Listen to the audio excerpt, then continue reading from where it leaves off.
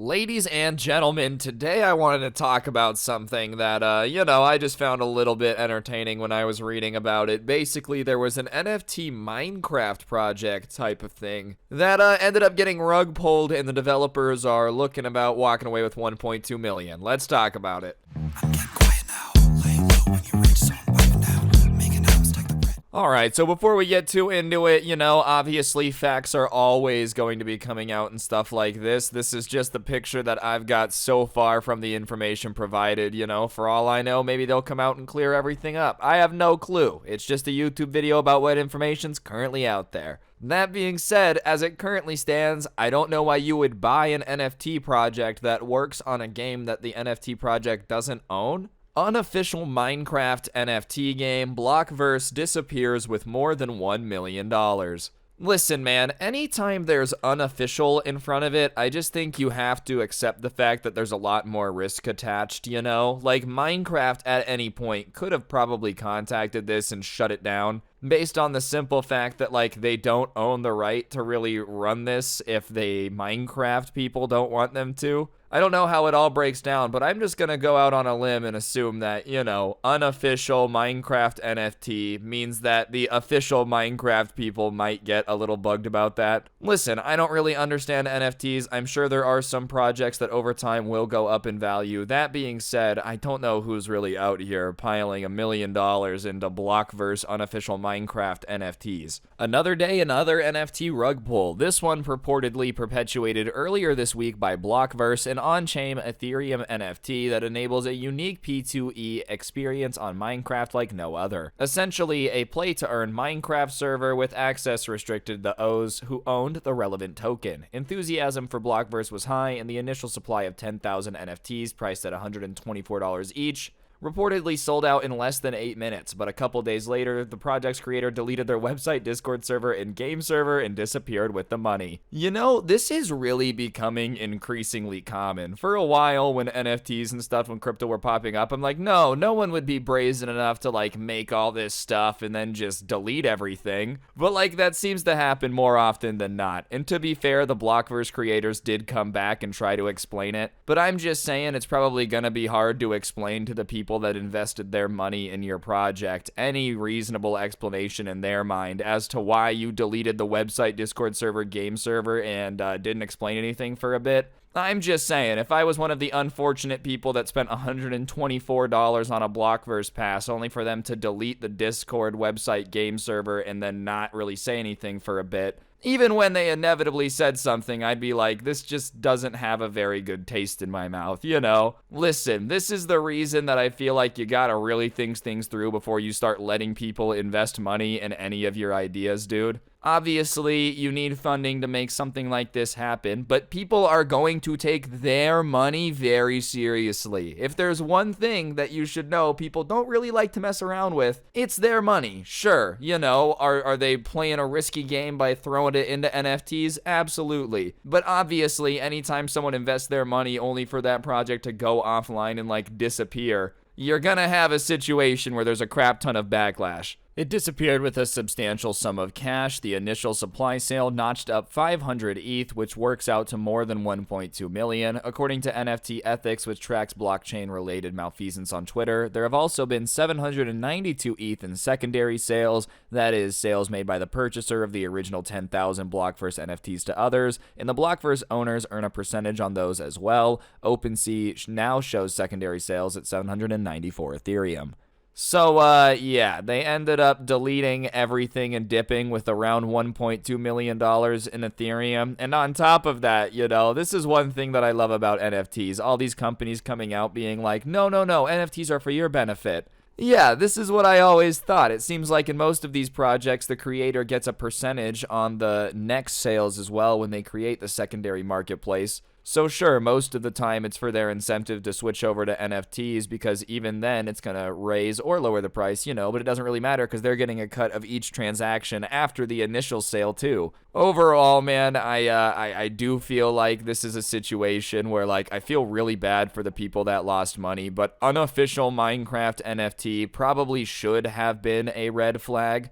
Sure, there's a chance that this goes viral, man. Maybe everybody in Minecraft takes off and plays it. But anytime you're talking about a company using legal IP that they don't really own, it becomes a very, very tricky situation, you know? The same way that, like, people that make customized Nike shoes tend to get shut down pretty quick by a lawsuit. Not because they're not good at art or they're not changing the shoe, but they don't technically own the rights to be selling, you know, an Air Force One because they're not a Nike listed manufacturer or whatever. Companies don't really play around with that type of stuff. And Microsoft, which owns Minecraft, is probably one of the companies I would expect to play around with that type of stuff the least. You don't get to be a trillion-dollar company by, you know, letting people use your IP. And before anyone's like, well, how is this different than YouTube videos? There are some gaming companies that don't really like people making YouTube videos and claim quite often. Nintendo is one of them. It does happen. That being said, most of the time the game company understands that, you know, it's free advertising to have people playing their game on YouTube. You don't have to pay them to do that. They get paid off the ad revenue. Your game gets advertising. It's a win-win. In this situation, though, you have somebody basically making an investment product based upon a service in a game that they don't really have any legal right to provide the service for. At least from my understanding, maybe I'm wrong. If I'm an idiot, then someone correct me in the comments down below. But I don't know. It just seems like a situation where you're asking yourself to get into some type of legal litigation with a trillion-dollar company.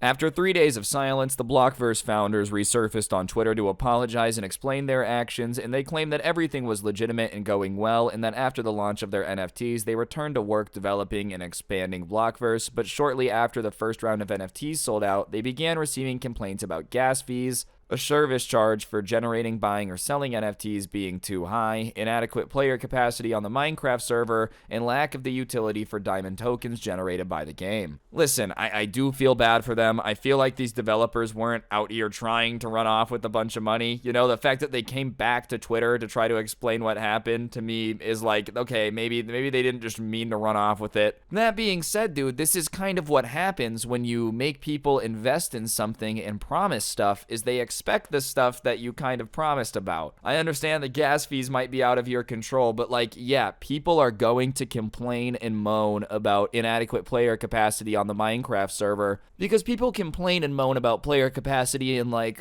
World of Warcraft, dude. There is basically no game where you're going to have a situation where the player base aren't going to be complaining in some aspect. Like, it's just the reality of it. And on top of it, when you're this brand new NFT, you know, there probably is not a lot of utility for the diamond tokens that you generate in game. I don't know. Like, I feel bad that they got a bunch of this. Don't get it wrong. But like, I feel like in this situation, that's what happens when you make a product and say that this is going to do this. Obviously, certain things are going to be out of your control, but the people that invested their hard-earned money into that project are expecting a certain result. You know what I mean? The FUD, fear, uncertainty, and doubt quickly descended into harassment, threats, and doxing, the creators wrote, and the team noticed this all and panicked, deleting the Discord server on impulse. Everything else was closed to prevent continuation of harassment that had occurred so far. Even then, the plan was to reopen once everyone had time to calm down. Alright, so obviously nobody deserves to be harassed or threatened or doxxed. Like, that's just a given. I don't think any of that is deserved by anybody, you know? I just feel like that's off the table personally. That being said, deleting the Discord server on impulse was a horrible decision because, like, obviously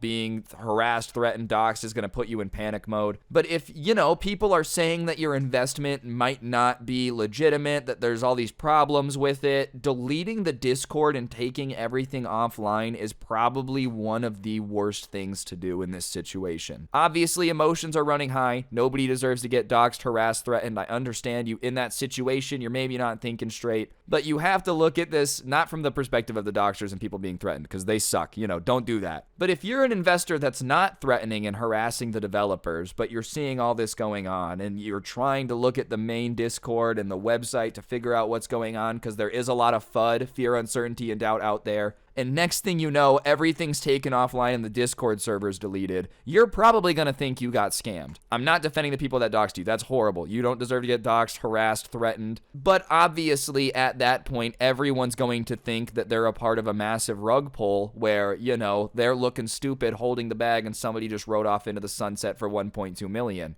The explanation makes sense, but, you know, people's reaction and thinking that they got rug pulled, obviously people were going to think that way. And like I said, I'm in no way defending doxing or harassment at all. I understand the panic. And, I don't know what I would do in that situation, but I feel like deleting everything probably made things worse. There is absolutely no reason for us to leave permanently, as all the technical work and infrastructure for the project thus far has already been put in place. It was actually more work to take things down than to leave it up, but again, everything was done in the interest of protecting personal safety. The planned return to action hasn't happened yet, however, because it seems the situation has only worsened since they disappear. I feel like that would have been a predictable outcome in the wake of more than $1 million and possibly quite a lot more suddenly vanishing with people it was trusted to. But regardless, they say that the Discord and Minecraft servers will be restored in the next few days and development will continue. We are disappointed that the community jumped to false accusations so quickly, but we still believe in our project, and in order for everyone else to regain faith, we are in talks with professionals in the space about how we may proceed, the Blockverse team wrote. Our intention is to work with other trusted developers and community members, granting them access to our website, servers, and all of the back-end infrastructure so that there's no risk in people's minds of the project going offline. We're aware of how much damage we've caused already, but we hope this gesture towards the community can help us get back on track. Listen, like I said, I ain't got no personal beef with Blockverse, I'm sure their intentions were well-meaning. That being said, you can't expect this, entire project to ever get back to the amount of trust that it had before. That's just unrealistic. I understand, it was panic, it was done in the name of personal safety, and once again, I respect you for doing that. I don't think you deserved any of that. However, of course the community is going to jump to the conclusion that you cut and ran with the money because people don't usually take everything offline when they've been trusted with 1.2 million. You didn't deserve any of the harassment, but obviously everybody is going to look at this project a little bit sideways now, considering, you've shown that in times of high stress and scrutiny, you are willing to shut down everything. You didn't deserve any of it, but as an investor, you have to look at this project and go, I don't really know if it's A, ever going to get public support back on board, and B, I don't know if there's going to be another scandal in a week and everything's going to get taken offline. It's just a situation where, obviously this is a good gesture, and it's really the only thing they can do. All they can do at this point is be insanely transparent, right? What else is their option other than quit? Obviously, they've gotten funding. They're not going to quit, but I think it's going to be a very long road back to this being as trusted as it was. And hey, hopefully they prove me wrong and they do it. I'm just saying I would not be surprised if the support for this project has hit its peak. Maybe I'm wrong. The message doesn't appear to have convinced many followers. Some expressed relief that they hadn't been completely hung out to dry, but there's plenty of doubt that the project will actually carry forward, and several replies also expressed belief that the Blockverse developers only resurfaced because they'd been tracked down and are now trying to extricate themselves from potential legal trouble. Members of the Blockverse community that I spoke to on a Discord support server said the same thing. We have a bit of a paper trail. We have a Coinbase address that funded a lot of stuff and a Cloudflare IP. They thought they got away with it, and now they know we have a trail they left, and the community is now negotiating with the original Blockverse developers for control of the project. A big sticking point, however, is that while the project creators agreed to hand over all relevant contracts and code, they want to keep the 500 ETH raised by the initial token sale. They've also apparently made a similar offer to ArcDev, the founder of NFT Worlds, with the same conditions attached, and the status of the offer isn't clear. All right, so obviously, I'm not going to come out here and throw around any accusations. I don't know what the Blockverse developers are up to. I think it is a situation of high stress. I don't know. I'm not there. Me no expert. That being said, I don't really know if you're going to have luck handing over the contracts and codes, but keeping the 500 ETH raised in that initial sale. I understand why you would want to do that. You've been through all this trouble. People have doxed you, harassed you. That being said, I don't really know that the project is worth acquiring if it doesn't come with the funding to make the project also run. It just kind of seems like a situation where it's a distressed asset. Like we just said, it's going to be hard to get people to trust this again. It's not like people are going to be lining up to play Blockverse after all of this. So obviously they're trying to unload it to somebody that's got a little bit more expertise. They even said that in the statement. We're trying to work with professionals. But I don't really know how likely I see it working out where they're going to hand over the contracts and code and get to keep that 500 ETH. Because once again, maybe it was panic, maybe not. If I was a company looking into acquiring this, I'd be like, listen, what if you hand over the contracts and code and then you vanish with the 500 ETH to never be found and don't help me with any of this?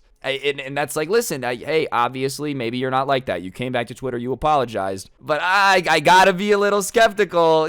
Business is about not getting rinsed out to dry out here. And hopefully I'm an idiot, bro. Hopefully Blockverse becomes the next Minecraft big PvP thing. This video looks dumb to anybody watching it in 2 years. Genuinely, if the people at Blockverse sees this, I hope that you guys come out, you fix everything. Truthfully, no hard feelings at all. But at the same time, you have to understand why there might be a little bit of apprehension to just throw full trust back into this again. The Blockverse community leaders attempting to assume control of the project are willing to let the creators keep a substantial share of the money in exchange for handing over the keys and going away. What we really want are the assets and 200 to 400 ETH to hire people to run the project, they said. That's still a significant loss. 100 ETH is roughly $250,000, but it's a matter of practicality. Most rug pulls recover very little, so the community is realistic in terms of settlement. We are in agreement to letting them keep some, we just want enough to run the project. As rugs pulls go, it is definitely unusual for a team to resurface and attempt to get things back on track in one way or another. The community on Discord has clear thoughts about their motive. They want to avoid prosecution, but regardless of that reason, at least they've got a chance to recover some of what they've lost. That puts them ahead of a lot of the other NFT scams. I've reached out to the Blockverse creators for more information and will update if I receive a reply. At least the community's being realistic, you know. Once again, I don't know if Blockverse intentionally rug pulled, if it was fear-induced, whatever it is. At least the community's being realistic and saying, look, you know, we'll let you keep 250 grand, but you got to give us enough to keep the project running. It's just the least you could do. And that's their perspective on it. And I think that's like, come on. The least you could do here, whatever. You don't want to deal with the harassment and stress and demands of running a huge investment product and service. That's fine. That's completely understandable. I don't think anyone bats an eye at not wanting to be in this shit show. That being said, dude, you can't just keep all the money from it. You know, you got to give them a little something to keep it rolling a bit. Trust me, I understand wanting to get as far away from that as possible. But the reality is you got to give them a little something to keep this project floating, you know? This situation's just messy, dude. Like, obviously, I don't know if NFTs are the future. I can't tell the future. But as long as stuff like this keeps happening often enough for me to make videos on it, like once a week, I'm just personally going to avoid it. Like I said, I hope Blockverse proves me wrong, dude, has the next breakthrough in gaming. Everybody that invests in it becomes a trillionaire, truthfully. But at this current moment in time, the NFT world as a whole just kind of scares me. So I just thought this was insanely interesting. If there's any major updates, I'll keep y'all in the loop. But yeah, on that note, be sure to press the like button. Let me know in the comments section down below what you thought, and of course subscribe if you're new and turn on those notifications. If you really want to help me out, I'll put a link to the intro song down below along with a link to my podcast, the Scuffed Cast, or of course you could use code SCRUBBY at the G Fuel checkout. If you use code SCRUBBY at the G Fuel checkout, it's actually 30% off until the 31st of this month, so be sure to go do that. You get a fat discount, and the last link down there in the description is going to be a link to the merch store, so be sure to go get a t-shirt, because trust me, you won't regret it. Coolest merch ever. Wowee. And yeah, on that note, don't get anyone pregnant. If you do, make sure they're hot, and hopefully I'll see each and every single one of you guys next time with another video. I'm out. Peace.